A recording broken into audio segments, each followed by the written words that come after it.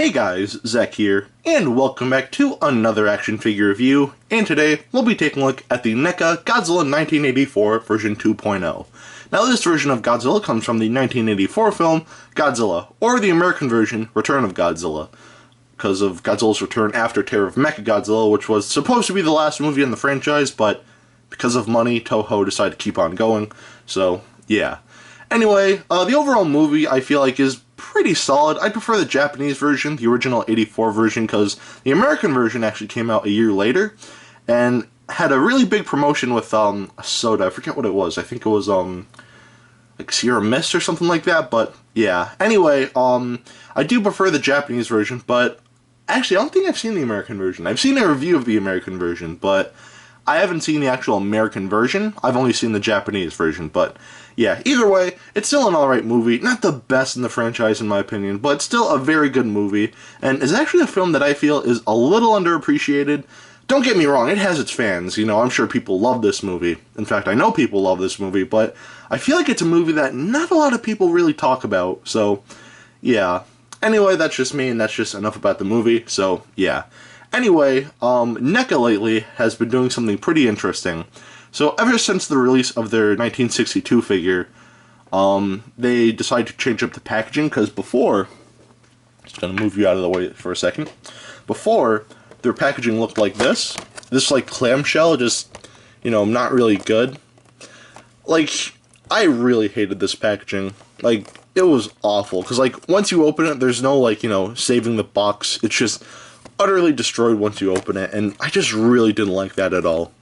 Because I like to keep the box of some of my figures, because, you know, the packaging can look real nice, and, you know, granted, like, once you open it, you can keep, like, the little, like, card here or whatever, but still, like, you need, like, scissors to open. This is just awful. Like, I hated this packaging. So last year, with the release of their 1962 figure, they decided to change that, thank God. They decided to change that and give us more traditional packaging. You know, they're just cardboard box. You open up the flap here, and you can see the figure. And this is what you really need. So, what they decided to do was re-release their figures and give them this sort of packaging, and I absolutely love that. Just like the poster of the movie up front, Return of Godzilla here, you know, just again, something that, you know, kind of confuses me. The 65th anniversary logo is here. This variant of the figure came out in, you know, 2020, this year, so don't get me wrong, like, I love this logo, don't get me wrong, but, like, I feel like, you know, it's kind of past already, so I don't really see the point, but that's just me. Anyway, some pictures of the figure, and a little bio, so if you want to pause and read it now, go ahead. And again on the other side there, and yeah. Pretty much it for the packaging. Really nice. I like this a lot better than the old clamshell packaging. So, yeah. So they decided to take their old figures and like re-release them in that packaging. However, they decided to do something different with the 1984 Godzilla. What they decided to do was not only re-release him, but sort of fix him up a bit, because a lot of people really didn't like the original version. I personally didn't have a problem with it. It wasn't a great figure, but still, I didn't think it was as bad as people made it out to be, but you know, with this new version, it definitely improved a lot. And I'll do comparisons in this review, so yeah, between this figure and the original, so yeah. Anyway, I rambled on for way too long. Let's just get into this. So first, we'll take a look at the paint, and the painting on this figure is a lot better than the original, in my opinion. Most of the body is this charcoal gray. Before, the original figure had like a glossy finish to it, and it was like more black and had hints of green, which didn't look awful, but this looks better and a lot more film accurate, so I do appreciate that. But anyway, the eyes are painted white with brown pupils. The teeth are painted white as well, and the inside of the mouth is a glossy pink, which looks nice. The fingernails and toenails are painted almost like a brownish, almost pinkish color, which does look good. And the dorsal plates are painted gray with some white airbrushing, sorry, on the edges of the dorsal plates, so that looks really nice. And yeah, that's pretty much it for the painting on this figure, and the painting on this figure is really good. The original figure I didn't hate, because just for comparison, here's the original. As you can see, this one's more glossy, has more of like that almost wet finish to it, has like hints of green throughout, which doesn't look bad, but this just looks better. Also, I forgot to point this out. There's a paint blemish on mine right there, which is a little unfortunate, but it's minor, so that's whatever. If my camera can focus. I don't know if you can see it there, but it's there. So, yeah. Anyway, the painting on this figure is really good. So the painting on this figure gets a pass. Now we'll take a look at the articulation, and the articulation is actually improved too, and I really like this, because now like with the, well, we'll talk about it when we get to it, so I'll just wait. So anyway, the mouth can close and open, and it can open up wider if it looks all the way up. Have a ball joint at the base of the head and at the base of the neck here. Ball jointed waist. Very limited, so it's pretty much like a swivel, but still. The shoulders are on ball joints, though mine are a little tight, but I'm sure I could have loosened that up when I opened this figure. The elbow can bend like so, and can rotate as well.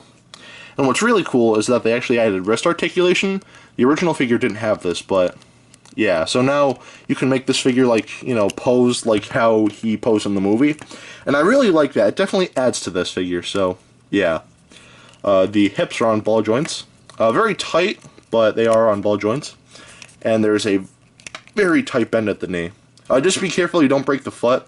I have big hands, so whenever I like move any joints, like particularly here, my fingers like accidentally like push down on the foot here, so yeah, try not to do that. So yeah, but speaking of the foot is on a ball joint. And the tail is on a ball joint. Ball joint. Ball joint. Ball joint. And a ball joint that's very tight, so it doesn't really move a lot. And unfortunately, we do have the bendy wire in the tail. This would have been a perfect opportunity for NECA to give us a proper articulated tail, but you know what? This isn't the end of the world. I don't hate this. And yeah, that's pretty much it for the articulation.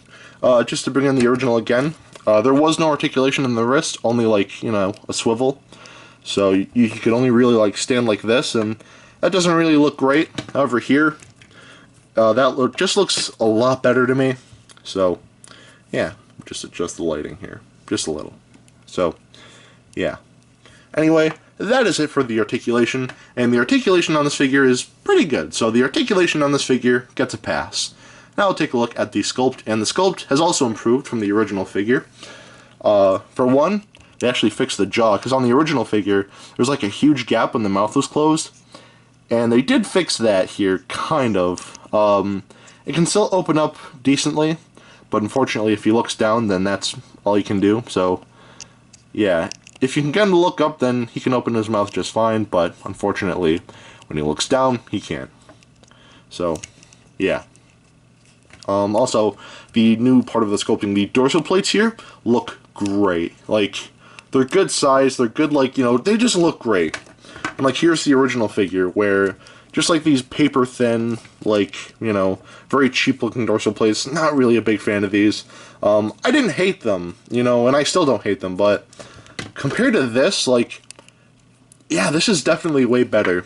Also, here's again with the open mouth thing. Like, even when he looks down, his mouth is still open all the way, but maybe it closes just like a little bit, but not by much.